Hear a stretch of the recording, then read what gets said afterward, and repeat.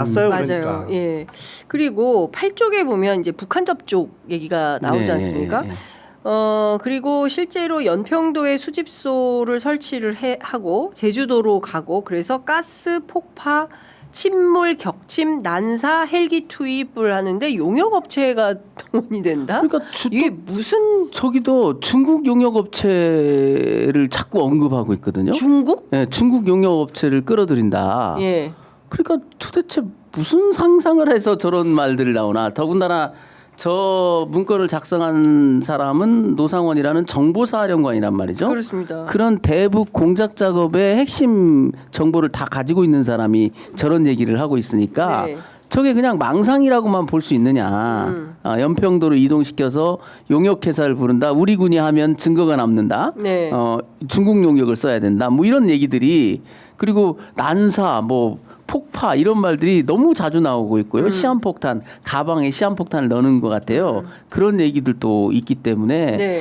야 이게 도대체 저도 어제 보면서도 예. 이게 진짜 예. 원본인가? 예. 이게 원본일까? 예. 원본이 아닌 이제 한글파일만 보니까 이게 원본에 진짜 이렇게 써 있을까? 궁금해질 정도예요. 지금 일단 12쪽 한번 올려주시면 거기 그러니까 이게 뭐냐면 8쪽까지는 행사 전이에요. 네. 행사 전에 조치할 것들이고 9쪽부터는 행사 이후거든요. 그래서 뭐 국회 개혁 앞서 말씀하신 대로 헌법 개정을 해서 재선에서 삼선할 수 있도록 대통령 선거제도를 바꾸고 뭐 국가안전관리법을 제정해서 좌파들을 척결하고 뭐 등등이 있고 12쪽을 보시면 여기 이제 그런 내용이 나와요.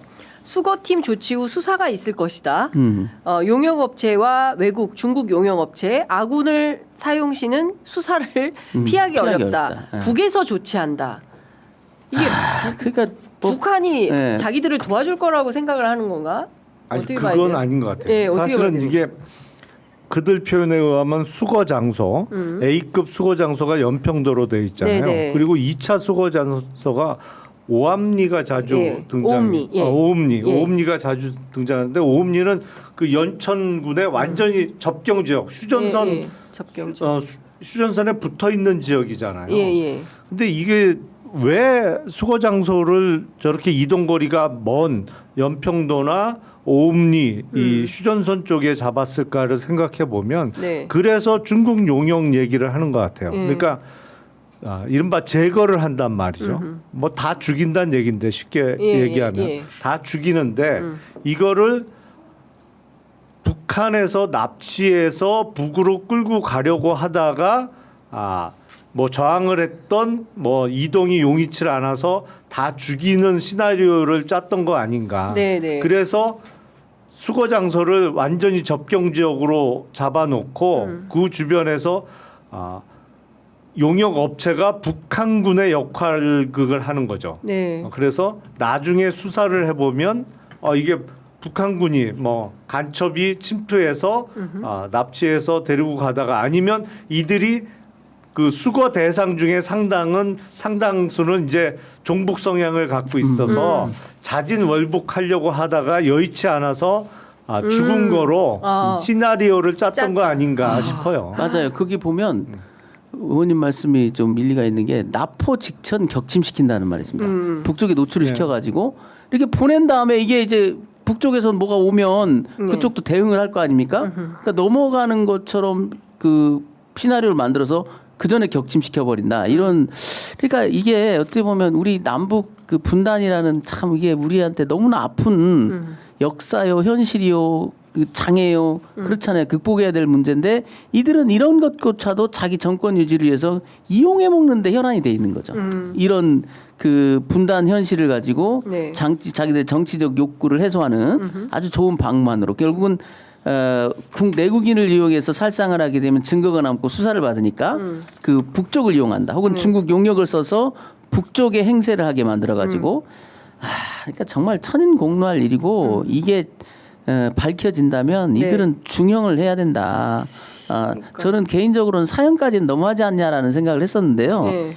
이게 사실이라면 사형해야 될 것 같아요. 네, 진짜로. 사형해야 이건 네. 너무 심했지 않느냐. 그리고 오음리가 연천이 아니고 화천이네요. 화천. 네.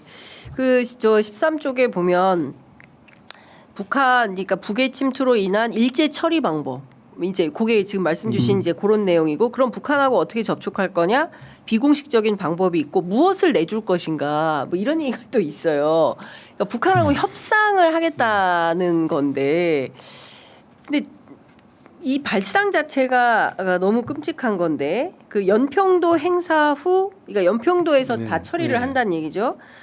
추가 후 행사 후 추가 같은 방법은 어렵다라고 하면서 나머지는 또 어떻게 수거할 거냐 이런 얘기를 하면서 이제 앞서 말씀 주신 5천에서 10,000명 정도를 민간 선박 3대에서 5대로 나눠 가지고 용역 외부 용역 네. 업체를 미리 어뢰를 공격한다. 그리고 아니면 NLL 인근에서 북한의 공격을 유도하거나 뭐 이렇게 되어 있어요. 그러니까 북한을 이 어떤 이 작전에 활용하겠다라는 판단과 입장은 노상원 수첩에서 아주 명징해 보입니다.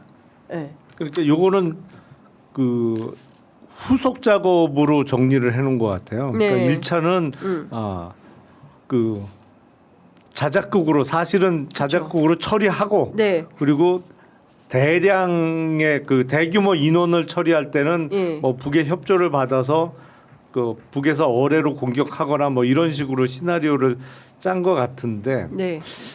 이게 지금 특검의 수사 범위에 외환 유치죄 부분이 들어 있잖아요. 네. 그러니까 요런 게 이제 외환 유치죄 부분이 될 수 있는 것이거든요. 그러니까 북으로 하여금 공격하도록 유도하는 건데 요게 법리적으로 조금 문제가 있을 수 있습니다. 외환 유치죄는 이제 적국이라는 개념이 들어 있는데 네.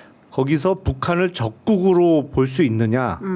근데 이게 이번에 새로운 판례가 나올 가능성이 제가 높아 보이는데 그 동안에 우리 판례는 북한은 적국이 아니고 우리의 미수복 지역으로서 이제 괴뢰 집단이다. 뭐 이런 네. 판례가 있었고 그래서 이제 북한 자체를 국가로 안 보는 판례가 그 동안 있었고. 그 더군다나 적국은 아니다. 왜냐하면 우리 영토인데 미수복된 지역이기 때문에. 네네네. 그래서 외환 유치죄 부분이 나왔을 때 이게 법리상 조금 어려움이 있을 것 같다라고 했는데 네. 만약에 북한을 적국으로 볼 수 있다면 네. 이게 다 외환 유치죄에 바로 해당될 수 있거든요. 왜냐하면 외국의 예. 적대적인 국가의 공격을 유도한 거잖아요. 이 내용에 의하면. 예. 그래서 이번에 대법원 판례나 뭐 네. 이런 게 바뀔까? 뭐 예. 바뀔 가능성도 있어 보여. 왜냐하면 사실상 적대적인 상태인 건 맞잖아요. 그렇죠. 근데 이제 그걸 적국으로 보느냐? 아직까지는 야 북한 아니 이거 같은 나라지. 우리가 미수복했을 뿐이지 뭐 이런 게 있었는데 네. 이게 제대로 외환 유치죄와 관련해서 법조인의 한 사람으로서는 흥미로운 부분이 될 수 있을 것 같아요. 자.